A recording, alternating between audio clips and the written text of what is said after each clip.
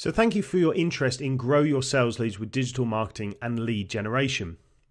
I want you to get the absolute maximum out of this course, and that means joining in the community of active students. There's over 1,200 students in this course, and you can join the discussion forum to interact with myself and your fellow students. So when you first load up the course, you've got a tab here called Discussions. Now, what I want you to do first, if you have a question, suggestion or comment about the course, is simply search for that question.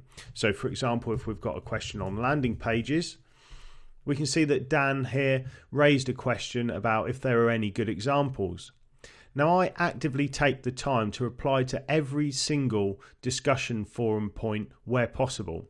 So here you can see I've added a detailed reply with examples from HubSpot, Unbounce and the landing page course.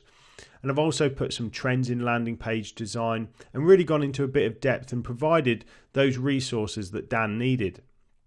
Now, unless you add a discussion forum question, I'm never going to be able to answer those for you. So please do get into the discussion forum, click this add discussion button and start filling out your question, comment or feedback suggestion. You can add links in here and you can also upload photos into that discussion forum.